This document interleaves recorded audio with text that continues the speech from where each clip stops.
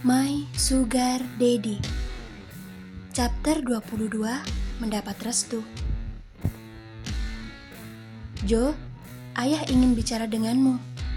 Duduklah, jangan pergi dulu, ucap Arden seraya menatap Jovan yang sedang berjalan menuju pintu. Jovan adalah putraku, sedangkan Kristal adalah anak sahabatku. Pada siapa aku harus memilih? Dulu aku pernah hampir kehilangan Jovan gara-gara aku yang terlalu egois. Tapi apa iya aku sanggup membiarkannya berpacaran dengan Nania yang bukan siapa-siapa? Apa kata Candy dan Ayla nanti? Ujar Ardan dalam hati. Ayah, waktuku sudah sangat mepet. Bisakah kita bicara setelah aku pulang nanti? Tanya Jovan sambil melihat jam yang melingkar di pergelangan tangannya. Sebentar saja, Jo. Dan ayah harus mendapatkan jawabannya detik ini juga. Jawab Ardan sebisa mungkin bicara dengan hati-hati. Dia tidak ingin putranya ini sampai merasa tersinggung. Menyadari gurat kehati-hatian di wajah sang ayah membuat Jovan langsung tanggap pembicaraan macam apa yang akan mereka bahas. Sambil menghela nafas panjang, Jovan akhirnya mengabulkan apa yang diinginkan oleh ayahnya. Dia dengan wajah yang masam dan juga dingin berjalan menuju sofa, tak mengindahkan keberadaan sang ibu yang memang sedang duduk di sana. Jo, kau mau kemana? Tanya Sylvie. Ibu, aku tahu ayah dan ibu sebenarnya sudah tahu kalau aku ingin pergi menemui Nania. Jadi tolong jangan bersikap seolah kalian tidak tahu apa-apa. Itu terlalu palsu untukku. Jawab Jovan tanpa basa-basi. Jo, jangan begitu sayang. Iya, memang benar ayah dan ibu sudah tahu kalau kau itu ingin pergi menemui Nania. Tapi kami, Bu, sudahlah. Salah Jovan langsung memotong perkataan ibunya. Hari sudah semakin malam dan Nania sudah menunggu kedatanganku. Lebih baik sekarang ayah dan ibu segera beritahu aku hal apa yang ingin kalian bicarakan. Kalian harus tahu kalau sangatlah sulit untukku bisa mendapatkan cinta Nania. Jadi tolong kalian jangan sampai menjadi penghalang dalam hubungan kami. Aku mencintainya, dan hanya Nania satu-satunya wanita yang aku inginkan. Ardan dan Sylvie saling melempar pandangan saat mendengar penegasan Jovan. Sulit. Sepertinya sudah tidak ada celah untuk mereka meminta Jovan agar mau membuka hatinya untuk Kristal.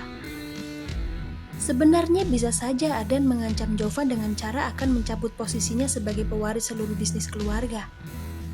Akan tetapi Ardan masih ingat betul kalau hal ini sama sekali bukan masalah bagi putranya itu. Jovan bahkan pernah terang-terangan mengatakan bahwa dia tidak keberatan bekerja pada perusahaan yang selama ini menjadi musuh bebuyutan perusahaan mereka. Dan dari sini Ardan sudah bisa menarik kesimpulan kalau keputusan putranya itu tidak akan bisa dirubah meski diancam sekalipun. Ibarat kata, hanya akan sia-sia saja karena Jovan tidak takut untuk keluar dari rumah ini. Apa hal yang ingin ayah dan ibu bicarakan berhubungan dengan Kristal? Tanya Jovan. Dia bosan menunggu seperti ini. Jo, sebenarnya sekarang ini posisi ayah sangatlah terjepit. Kau adalah anak kebanggaan ayah. Sedangkan Kristal, dia adalah anak dari teman lama ayah. Ayah dan Paman Candy memang pernah membuat rencana untuk menjodohkan kalian berdua. Namun melihatmu yang bahkan lebih memilih untuk menjadi musuh dengan keluargamu sendiri, ayah rasa ayah lebih memilih untuk dibenci oleh Paman Candy dan Bibi Aileen saja. Cukup sekali itu ayah hampir kehilanganmu. Tidak dengan kali ini. Jadi... Ardan menjeda perkataannya lalu memandang Jovan dengan tatapan yang begitu dalam. Jadi ayah memilih untuk membiarkanmu menjalin hubungan dengan Nania ketimbang ayah harus melihatmu bekerja pada perusahaan yang selama ini menjadi musuh bebuyutan keluarga kita. Kau terlalu berharga jika harus ditukar dengan semua itu, Jo. Kau adalah putra ayah. Kau kebanggaan keluarga ini, lanjut Ardan dengan pasti. Sebuah senyum penuh kelegaan langsung menghiasi bibir Jovan begitu dia mendengar kalau orang tuanya telah memberikan restu atas hubungannya dengan Nania. Malam ini Jovan benar-benar sedang kejatuhan bulan. Dia mendapat dua keuntungan sekaligus, yaitu gagalnya perjodohan antara dia dengan Kristal, juga dengan kerelaan orang tuanya dalam memberikan restu pada kisah percintaannya. Jovan, ibu pun setuju dengan keputusan ayahmu. Ibu memang sangat ingin berbesan dengan ibunya Kristal.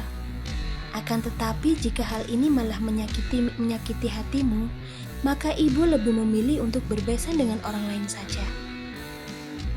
Ayah dan ibu kini semakin tua, dan yang sangat kami inginkan adalah melihatmu dan juga melihat adikmu hidup bahagia dengan pilihan masing-masing.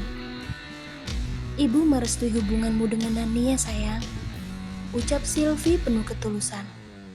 Hatinya terasa begitu membuncah melihat senyum bahagia di bibir putranya. Ayah, ibu, Nania adalah gadis terbaik yang pernah aku kenal. Di balik sikapnya yang terlalu terus terang dan juga brutal, dia sebenarnya adalah seorang gadis yang penuh dengan kasih sayang. Nania dibesarkan di tengah-tengah keluarga yang sederhana dan juga penuh cinta kasih. Jadi aku berani jamin kalau ayah dan ibu tidak akan mungkin menyesal jika memiliki menantu seperti dia. Sungguh, ucap Jovan sambil menatap bergantian ke arah ibu dan ayahnya. Benarkah? Ledek Sylvie sembari menyeka air matanya yang sudah tergenangi cairan bening. Hatinya begitu haru menyaksikan bagaimana Jovan begitu menggebu saat menceritakan tentang Nania. Tentu saja, mungkin kalian pernah mendengar dari Rea dan juga Kristal kalau di kampus Nania itu dikenal dengan image gadis seksi yang begitu mengembari para sugar daddy. Fakta itu sangat benar, tapi sugar daddy yang diincar oleh Nania adalah orang-orang sukses seperti aku. Dan untuk sampai di posisi ini, aku harus rela berjauhan dengan Nania selama bertahun-tahun.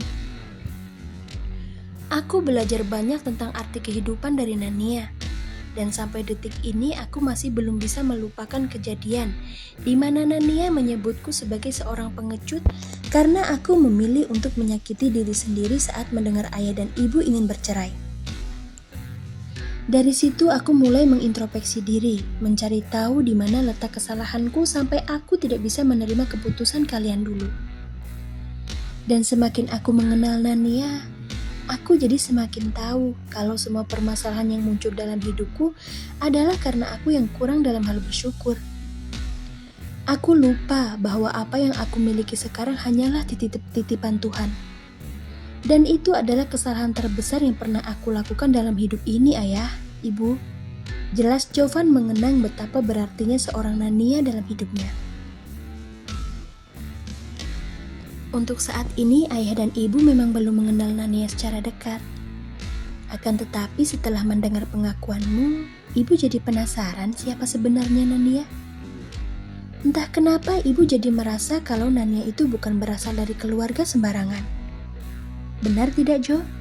Tanya Sylvie yang begitu takjub akan sifat seorang Nania. Dia jadi merasa sangat penasaran pada gadis itu. Sebelum menjawab, Jovan bangkit dari duduknya. Dia lalu menatap kedua orang tuanya sambil tersenyum, bersiap untuk memberitahukan fakta luar biasa tentang kekasihnya yang seksi itu.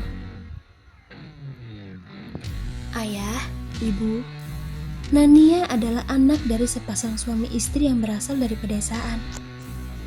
Dia memiliki 2 orang kakak perempuan yang kedua-duanya sudah menikah dengan orang berstatus tinggi. Kakak pertama Nania bernama Lucy. Beliau adalah seorang desainer pakaian anak-anak dan sudah memiliki butik sendiri. Suami Kak Lucy bernama Kak Glenn. Dia adalah seorang pembisnis besar. Ayah tidak mungkin tidak mengenal siapa Kak Glenn, bukan? Tanya Jovan. Lalu kakak keduanya bernama Luri. Dia adalah sahabatku yang juga adalah seorang dokter. Luri dipersunting oleh pewaris dari salah satu keluarga ternama di Jepang, yaitu pewaris dari Eiji Group. Dan kedua mertua Luri adalah kerabat dekat dari pemilik grup Ma, Nyonya Leona dan Tuan Greg. Ayah dan ibu pasti kenal siapa mereka, bukan? Ardan dan Sylvie hanya bisa ternganga syok begitu mendengar latar belakang keluarga Nania. Sungguh, mereka sama sekali tidak pernah menyangka kalau kekasihnya Jovan berada dalam lingkup orang-orang yang tidak boleh sembarangan disentuh. Luar biasa, ini benar-benar sangat luar biasa. Ayah, ibu, Nania, Kak Lucy, dan juga Luri adalah 3 orang perempuan yang sangat pantas untuk diperjuangkan. Bukan karena siapa mereka, tapi karena mereka memiliki apa yang orang lain tidak miliki. Ketiga perempuan ini adalah malaikat tak bersayap, dan aku akan menjadi orang beruntung selanjutnya setelah nanti aku berhasil mempersunting Nania. Tolong percaya padaku. Suatu saat nanti Nania pasti akan memberi keuntungan yang sangat besar untuk keluarga kita. Dia adalah berlian yang sangat amat berharga, ayah, ibu. Sungguh. Setelah berkata seperti itu, Jovan langsung pergi meninggalkan kedua orang tuanya yang masih syok setelah mengetahui siapa Nania. Dengan diiringi senyum yang sangat manis, Jovan akhirnya melajukan mobil menuju rumah Nania. Dia sudah tidak sabar ingin segera bertemu dengan bidadarinya. Hehehe.